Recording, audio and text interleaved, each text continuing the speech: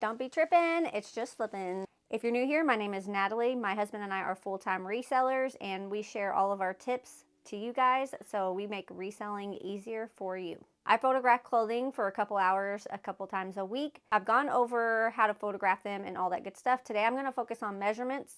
I have a few different items of clothing that I'm going to show you guys. We're going to do jackets, pants, and shorts, and even a dress. I'm going to show you the different measurements that I do for each one. I came up with these templates that I made myself. This is what I use whenever I photograph clothing. I'll give you a close-up shot of it, but it's just ready to list. And here is all the measurements that I do. I batch photograph, so I will photograph for a couple hours, and then I will list all the items on these templates throughout the week. Usually it's about 5 or 6 a day, just depending on how many I get done. This helps me so I have something to list throughout the week each day, so you can list consistently across all platforms that you sell on. If you don't know, all platforms that you sell on do like consistent listing.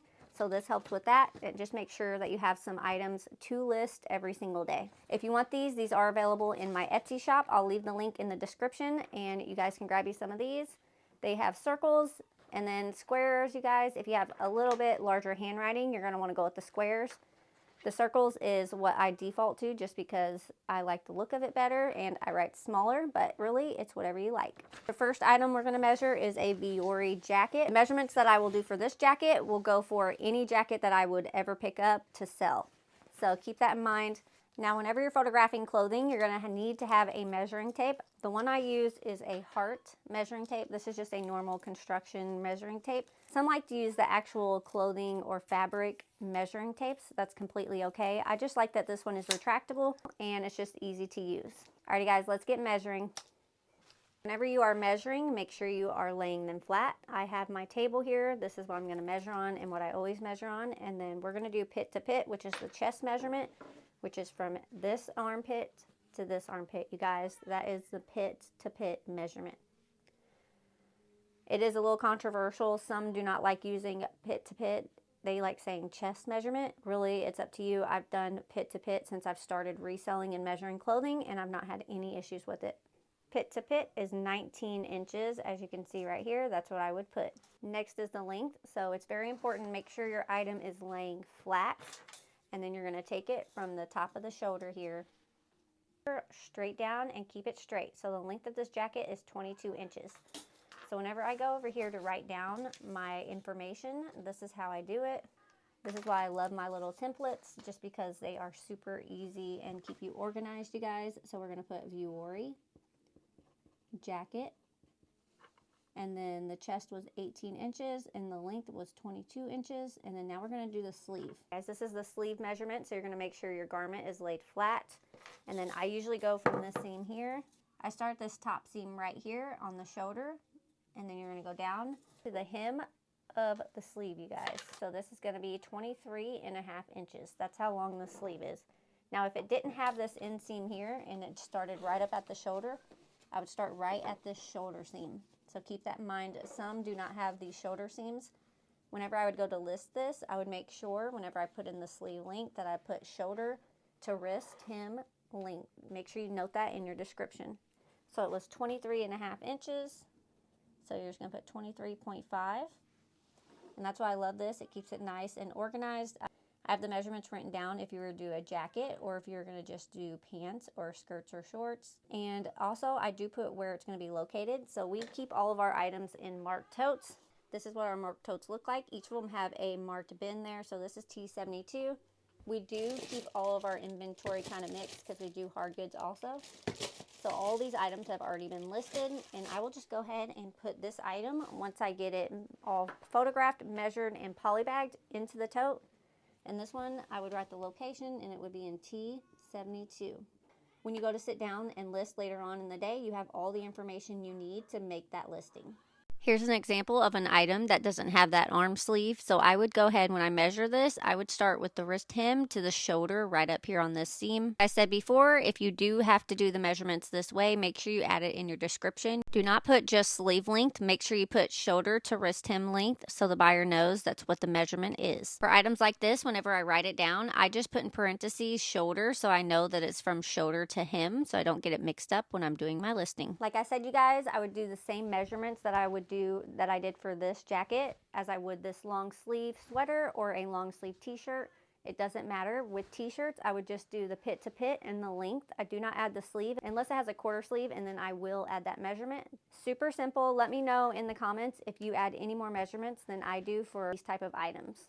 Next up, I'm going to show you some shorts and the measurements that I do for shorts. The great thing about my template to you guys is I do have a space for the date, and so you can remember when you took the photographs, and make sure you put that in the custom SKU of your listing. Whenever you create your listings, make sure you are listing the date that you list the items, so once it sells, you know exactly how long that item took to list. Let's get into the measurements for the shorts. When I'm listing shorts, I do waist measurement always. It doesn't matter whether they're new with tags.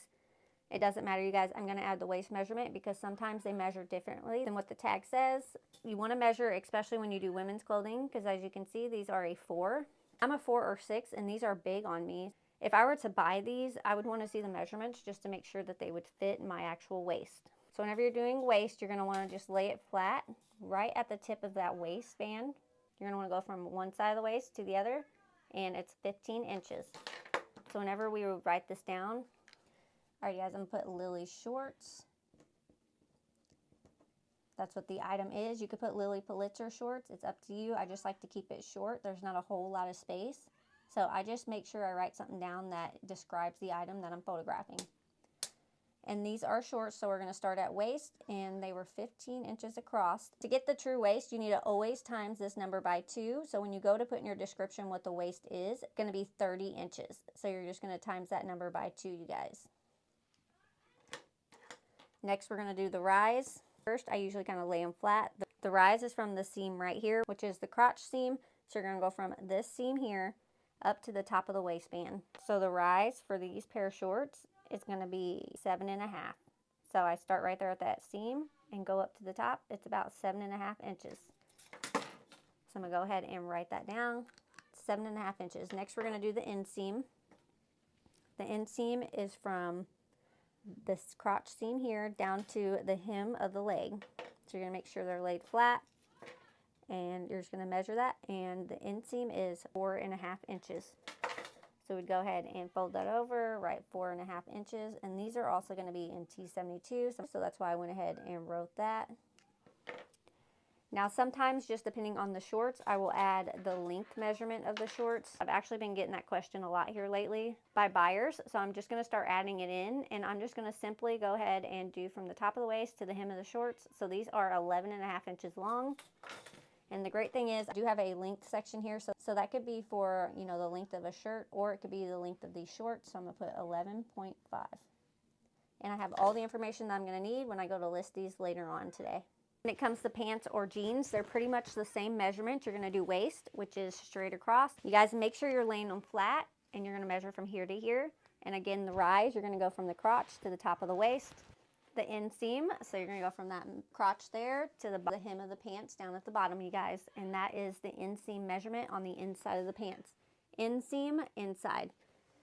I don't add the length for the outside of the pants, but sometimes if it's a wide leg, I will add the width of the leg. You'll just straighten them out and measure from one side to the other. And that's pretty much it. When it comes to dresses, I pretty much do the same that a t-shirt would be, which is pit to pit, or the chest measurement, which is from armpit to armpit, and the length of the dress, and that would be from the shoulder point here down to the hem of the dress. Now this one does have sleeves, so I would measure from that sleeve to hem, you guys, for the sleeve, and make sure I put that in my listing. Measurements are super important when it comes to listing clothing on eBay. If you don't measure, I honestly don't know how you sell a lot of clothing.